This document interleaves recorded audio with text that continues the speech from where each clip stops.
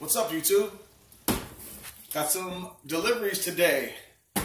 Perfect timing. See what we got here. I'm pretty sure I know what these are.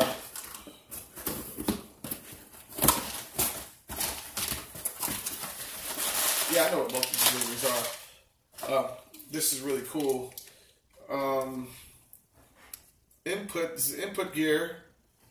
The upgraded input gear for the Arma Sentin Mega and the Arma Granite Mega. I haven't broken one yet, but I'm going to be running the blue one on 3S.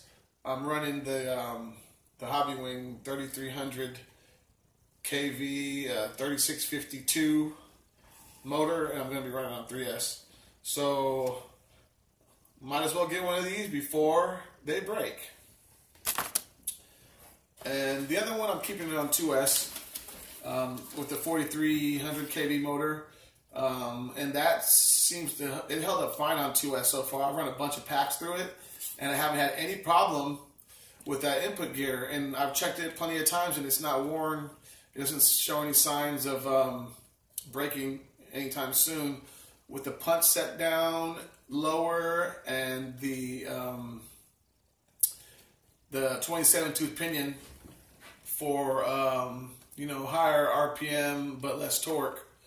So it's fine on 2S. I think they're fine on 2S. But what is happening a little bit is a little bit of drive shaft vibration, because it's a longer chassis. It is a short course truck chassis. It's longer than the Granite, and it needs bearing support. So I ordered some bearing supports right here. You can see those. These are the center shaft supports. They come on the BLX, and if you're going to convert your Mega to brushless, I recommend you also getting these. And they fit right in. It's all a modular design, and if you can see here, it's pretty cool. They'll take care of that issue. If you have a Granite, I think you'll be fine, because I don't even think the BLX Granite comes with it. With the shorter shaft, you don't have that issue, but with the longer shaft, you're going to need these. And I got one for both. One for both.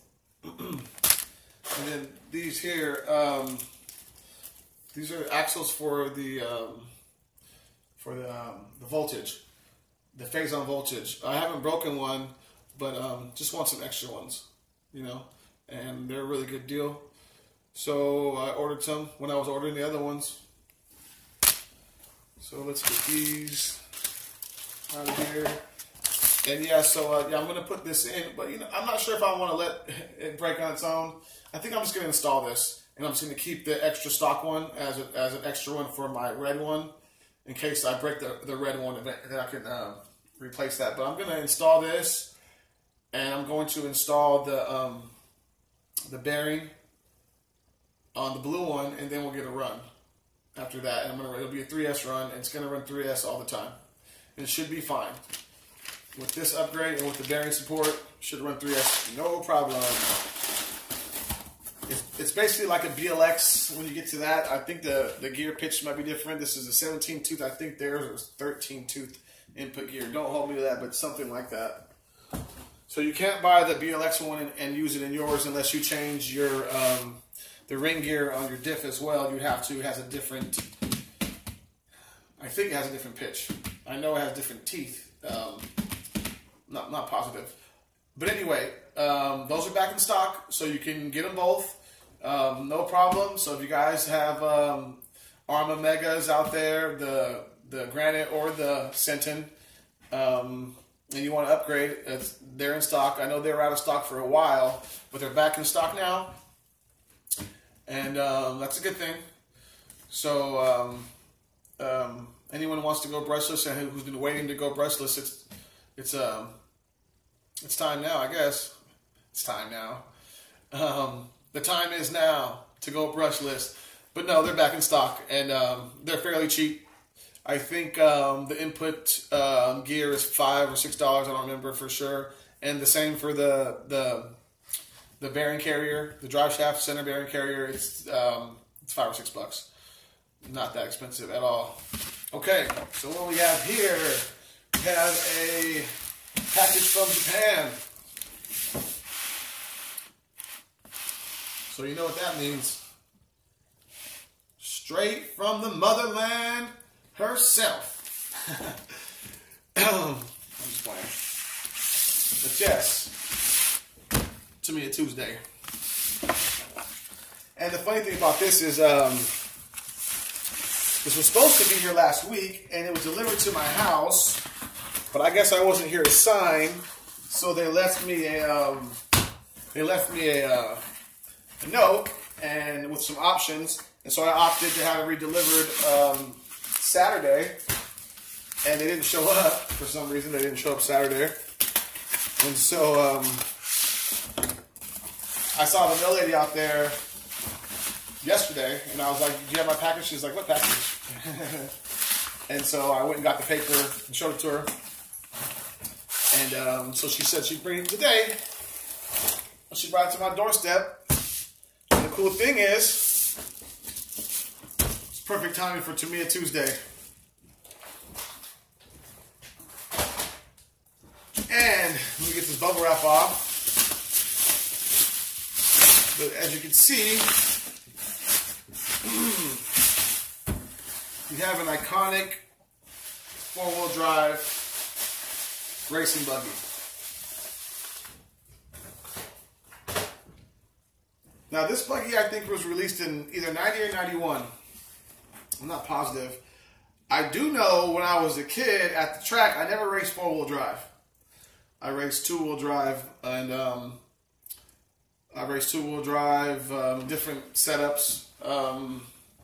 Started at novice, went super stock, modified, ran the dirt oval, ran the short course, and ended up running sprint car on the oval, where I converted my RC10 Gold Pan to a sprint car. On the track in those days, it was nothing but RC10s and JRX2s, low C JRX2s.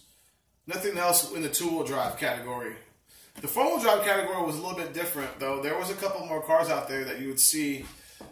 When I first started racing, it was a bunch of Optimas, you know, and Schumacher. Optima, Schumacher, and then in 90, I think it was 90, these hit the scene, and these things were doing very well. Very well. They didn't have a belt or a chain drive, and so that was a plus at the time. And I would watch them out there, and they did really, really well, and they looked awesome. And so I always wanted one. And I started looking at some videos of this, and I started seeing guys that would race these things against modern buggies and do really good with these, with the right setup. And looking closely at these, they're really stout. Let's get some, let me see what we could, some closer shots of what we got going on here. And the diffs are really easy to access, especially that back diff. It's right there. And this has ball diffs.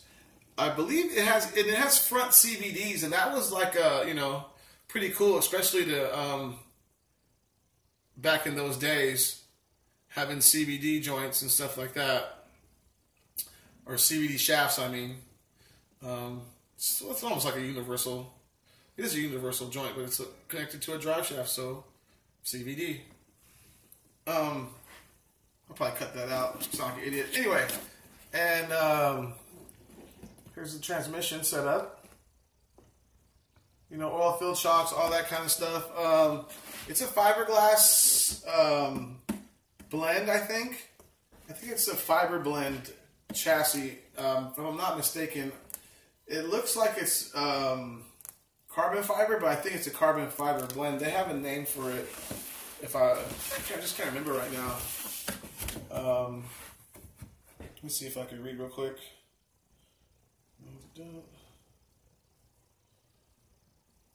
This one doesn't say. 1991 was when it was released. Re-released an updated version of the 1991 debut. The 2017 model. Man, this is cool.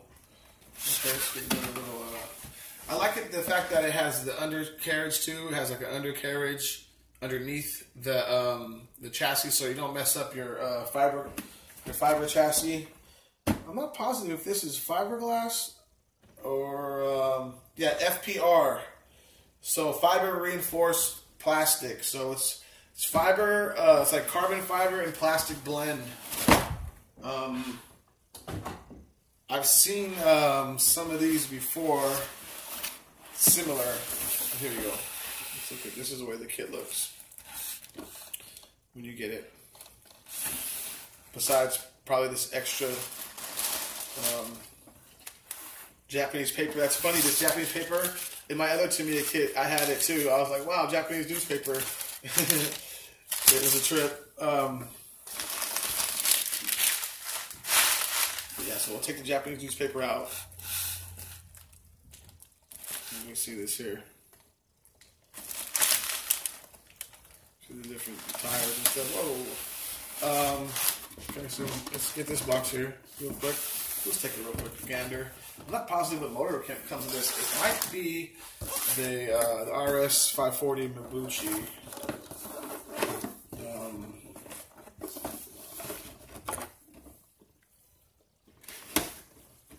I'm not positive.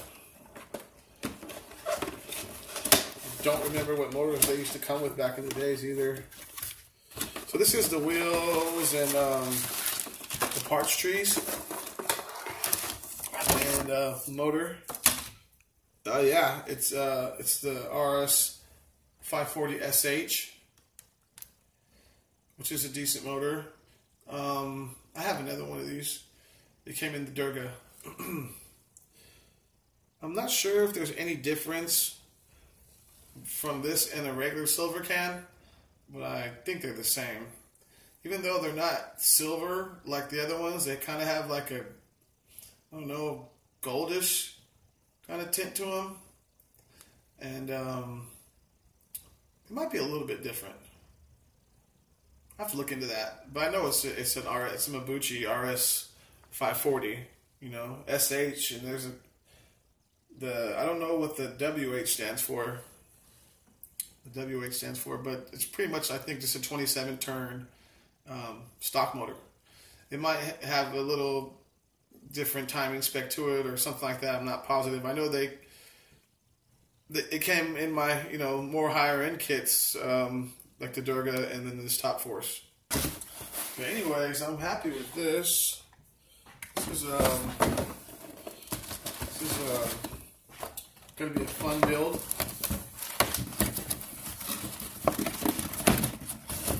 It's one of the RCs I wanted since I was a kid. It's just an awesome setup with that the fiber reinforced chassis and the upper and lower plates. And then it's got the Lexan bottom, or it might be polycarbonate bottom, to protect your chassis. That's always really cool. It's just a good design. You know, it was kind of ahead of its time when it came out. To me, it does that with a lot of things. Some things are a hit, some things are a miss. This one was a pretty good hit at the track, though. So a lot of good upgrades for this. They have the Evo. The Evo version of this was the one. But basically, it's the same thing with a couple metal upgrades, like some steering links and stuff like that, and a few differences. But maybe I'll get high cap shocks and sway bars for this down the line. But for now, I think I'm just going to go with the motor setup I told you about and some ball bearings, and probably one of those the Tower Pro servos I always buy, the MG 995. But yeah, guys, it arrived on Tamiya Tuesday, so that's a good thing. And I'm happy to build this for build off number 5. Steve OD 313 Tamiya build off number 5. Here it is. So now I got to order some bearings, and those shouldn't take very long at all. And once those come in, we get it built up here in a day or so. I might take my time. In the meantime, though, I will, while I'm waiting for my bearings, I'm going to cut this body out and all the stickers, and I'm going to paint it. I'm just not sure what color yet. So stay tuned, and this thing will be done before you know it. All right, guys? Peace.